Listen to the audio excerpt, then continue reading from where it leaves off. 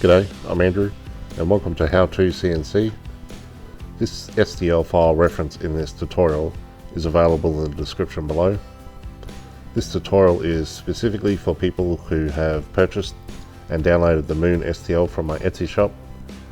Frequently I receive inquiries regarding how to import this STL file and how to make the toolpaths. I'd like to thank you for your ongoing support and I appreciate it a lot. The original purpose for this 3D moon design was for it to be hung on the wall of a Japanese fine dining restaurant called Ippen, located in Brisbane West End. The moon was cut out at a diameter of 1.5 metres and 64mm thick in the middle, and it domed out to a thinner edge. The shop fit out company that I worked for at the time, they opted not to use this model and chose to utilise their S1 concrete product to create a new moon by hand, which enhanced the moon's model with a distinctive texture, yielding impressive results. In addition to the making of the 3D moon, I designed and cut the outer hoop and the end cap, which incorporated a hidden LED strip on the inside of it for illumination on the moon's surface. This addition proved to be a great visual enhancement, especially at night. The initial rendition of the moon involved the cutting of two 32mm MDF boards, glued and joined to achieve the total height of 64mm. Challenges arose during the milling process. It was necessary to cut a wider circular pocket down into the top half of the 32mm piece. This wider cut was essential to avoid potential collisions between the spindle and the tool, which wasn't long enough. I made this decision to avoid this issue, considering the impracticality of utilising a longer length of tool for the moon's contours and 3D roughing, and also to reduce the risk of the tool from breaking during the 16 hours it took to cut it out. In the end, it worked out great. After the 3D carving was completed, I had a friend of mine, Sonny, who is an amazing airbrush artist, come in and airbrush the surface of the moon, and the results speak for themselves. Now for the first step of this tutorial is to open your Vetric Aspire software and go to Create New File. From there, go to the top option, single-sided job, put in your width and your length and the thickness of your material. Now I'm going to be milling from the top of the surface, that's your Z0 point, and the bottom left, the center of your tool is lined up with the corner of your material. Go and click OK. Head up to File, go down to Import, Import 3D Model. You find where your file is, you can double click it to import it. I'll cancel it. The other option, go to your Modeling tab, go to this little yellow folder on the left, Import 3D Model, same thing, double click it. Now that you're in the Import section, this top section will allow you to flip your model on the side, rotate it upside down. I always use the top because I'm cutting from the top down. Next option will rotate your STL model around the Z-axis. This box here, if you change the height in this box, it will automatically calculate the diameter, the width and length. I always untick the box. I like to control exactly how large the file will be. So I'll make it 900, 900, click Apply, and click Center Model. The red box is a reference to your material size. These axes, you can rotate your STL file any which way. In the next section, you come down to Import. Everything that's blue here will get milled. Anything that's grey around the edges, that will disappear, that will not get milled. You have to pretend that grey part is the bed of your CNC machine, and everything above it will get milled. If you notice, if it's that part, the STL part under the file there, that grey edge, that will get missed, it will get cut off, and it will not get milled. There's a simple solution to this. You can either drag the bar all the way down, it'll say 50 mils below the top, which is exactly what I want. You can type in this little box exactly how high you want your STL file to protrude from the top or sink below. Don't forget, anything below that grey modelling plane will not get carved out, so make sure it protrudes above the grey modelling plane. From there, what I do is I drag the bar all the way down to the bottom so my model is fully immersed into the material. It will show up all blue, therefore I'll know it's all going to be cut out properly. Click import. From there, head over to your Z height on your model, click that.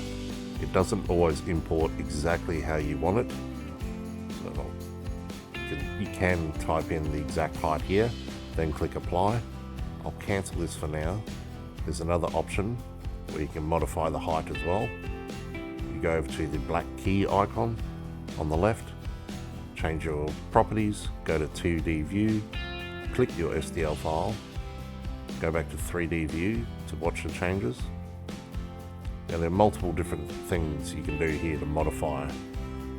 I can make it a dish or a bowl type of carve where it'll carve inwards. I don't want that. I want to make it a dome moon. Now to adjust the height, you simply go in here, same as the other one. I want it 50mm high, that's fine.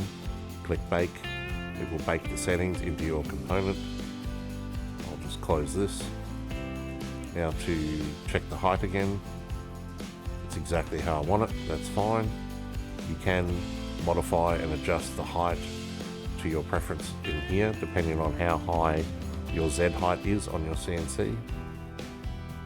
There are multiple ways to modify an STL file. Now from here, click your STL, click create vector boundary for your STL file.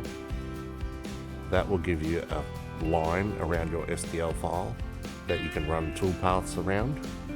From there, go to your toolpath tab, click the little thumbtack. Now the first operation will be a 3D roughing. Click that. It'll bring you into the settings, material settings. Double check 50mm high. I'm going to start on the bottom left hand corner, center of the tool with the corner. The Z height is from the top of the material. I don't want any gaps. I want my model to be complete. This here will dictate your safety gap from any clamps. So your tool comes across. That will dictate from the top of my material surface a 25mm gap when the CNC returns home or goes to change a tool, to avoid any high clamps, bolts, hold downs. You can adjust that to 50mm if you really want, but it'll all take time in your machining. I'll click OK. You can double check here, save Z height. Now double check my tool, 10mm end mill. Say select the boundaries. This boundary offset basically gives you a gap, a safety gap for your next tool operation.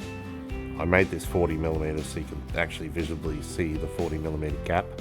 That's a positive. I can change that to negative as well. This here, machining allowance, leaves 1mm. When you're 3D roughing, leaves 1mm to take off in the next operation when you smooth it over. Now as a rule of thumb, I always minimum double the tool diameter for the zigzag when it plunges into the material. It saves your tool from plunging and breaking if you're working on hardwood, for instance. I'll quickly preview this toolpath. If you notice, it's giving me a 40mm gap positive away from my model. I'll double click it again. I'll change that to a negative so you can see the difference. I'll click calculate. From there, I'll do a quick preview. Now if you notice, the edge has encroached on the model 40mm in. Obviously I don't want that.